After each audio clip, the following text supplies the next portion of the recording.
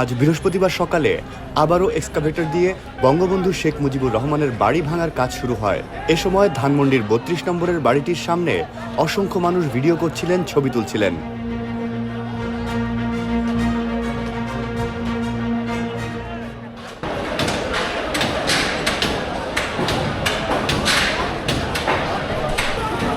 গত রাতের বিরতির পর সকাল ১০টার পরে পুনরায় একটি এক্সকাভেটর দিয়ে বাড়ি ভাঙার কাজ শুরু হয়। পরে এক্সকাভেটরের পরিবর্তে হাতুড়ি, শাবল দিয়ে ভাঙা হচ্ছে বাড়ির বিভিন্ন অংশ।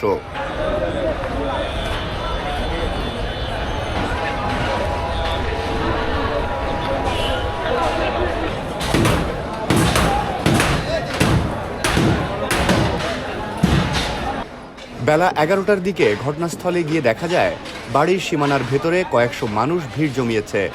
বাড়িটির পেছনে ৬তলা ভবনটিও ভাঙা হচ্ছে। ভবনটির ভেতর থেকে বই, স্টিল, লোহা, টিন, কাঠ সহ বিভিন্ন জিনিস ভেঙে নিয়ে যাচ্ছেন অনেকে। ভাঙা ভবনের ধ্বংসস্তূপের মাঝে কিছু জায়গায় এখনও আগুন জ্বলছে। কয়েকজন তরুণ ফিলিস্তিনের পতাকা হাতে ভবনের ভাঙা অংশে দাঁড়িয়ে উল্লাস করছে।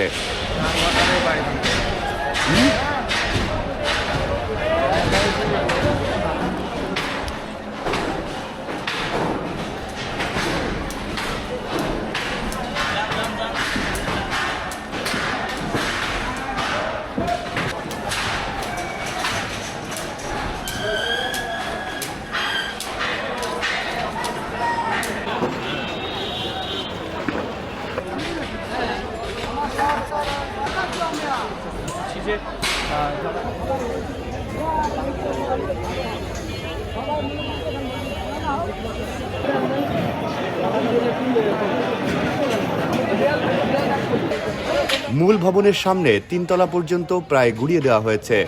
এছাড়া পাশের একটি ভবন আর জাদুঘরের একাংশও ধ্বংসস্তূপে পরিণত হয়েছে।